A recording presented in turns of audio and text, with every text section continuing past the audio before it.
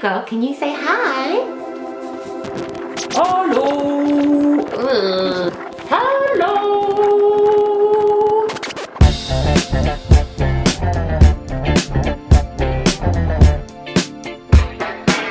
So loads of you watched the video about the Meltdowns, the Meltdown video, and I received loads of messages that you're talking and communicating, and that's great because I find it really hard. It looks like I'm quite a chatterbox. I am a chatterbox in real life, but I find it really hard to tell family and friends how I feel sometimes, unless they're my really close friends.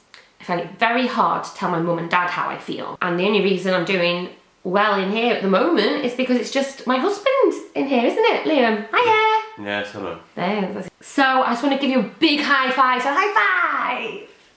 High five, Liam. Go!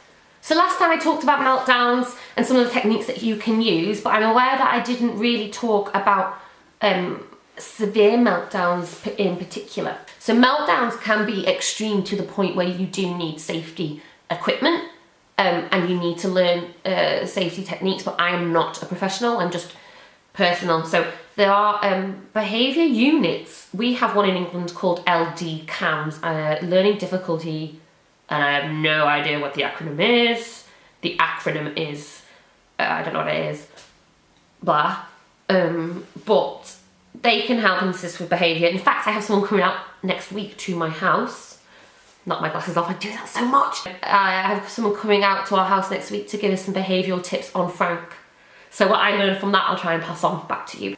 So today I wanted to talk about some of the equipment that we use when dealing with severe meltdowns. Number one is the beanie. Again, I know, but it really comforts Frank.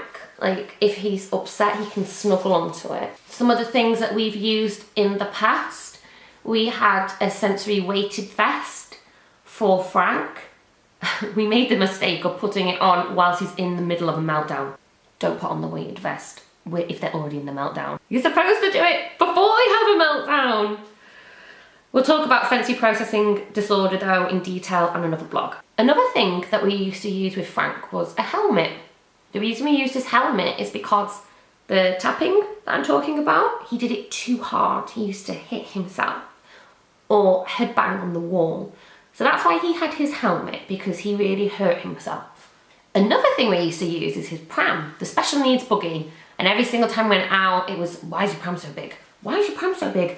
Did you have to get such a big pram? Yes, we need such a big pram. Having meltdowns in public is a whole different kettle of fish, so I will do another episode about public meltdowns and how members of the public may be able to help as well. Another thing that we've used for Frank is his crash mats, these yellow cushy crash mats, and also sensory equipment like the bubbles and lights for him to kind of zone out and come back, and the mat gives some safety in terms of throwing himself around. So there is equipment that you can have. The reason then that I wanted to kind of talk about severe meltdowns is because some people commented how their meltdowns are very different from what I portrayed. The reason that is because everybody has very different meltdowns and for different reasons.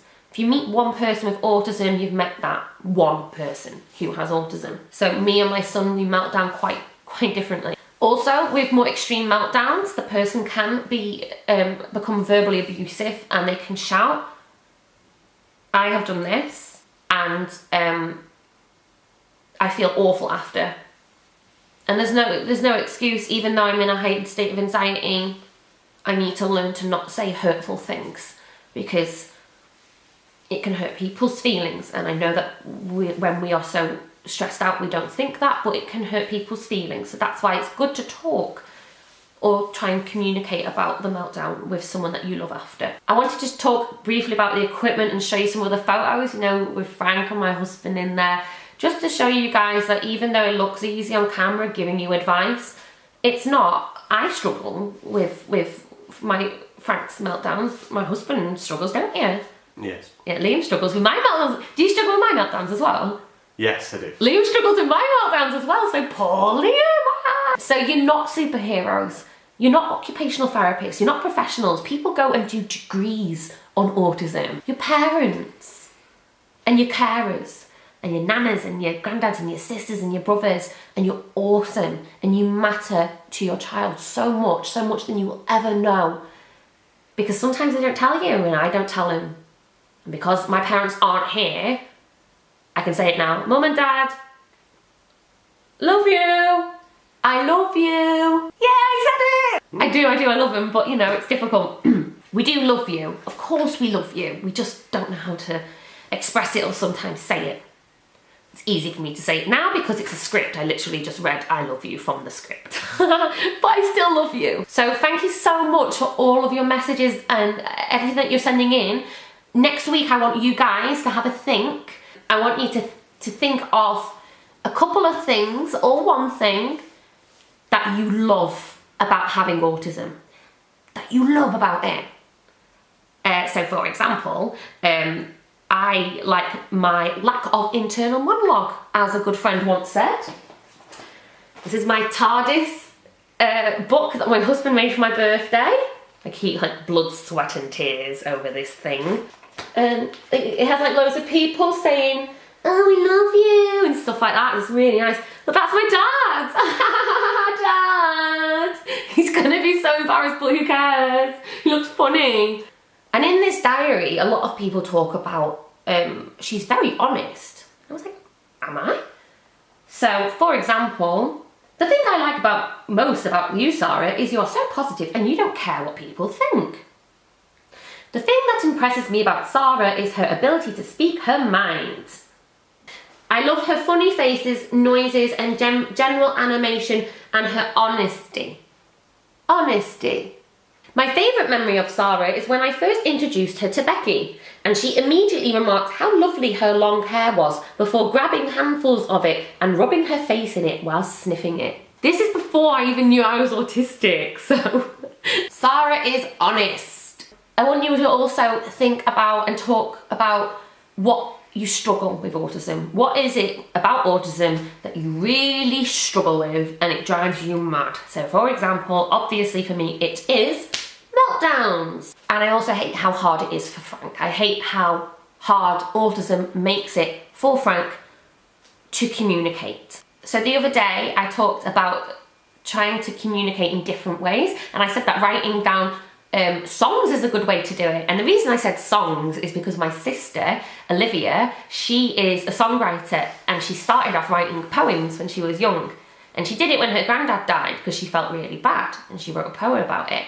And now she's just started singing songs about how she feels, and she pours that emotion into the song. If you can't sing, I can't sing, then maybe you can listen as well. You can listen to a song.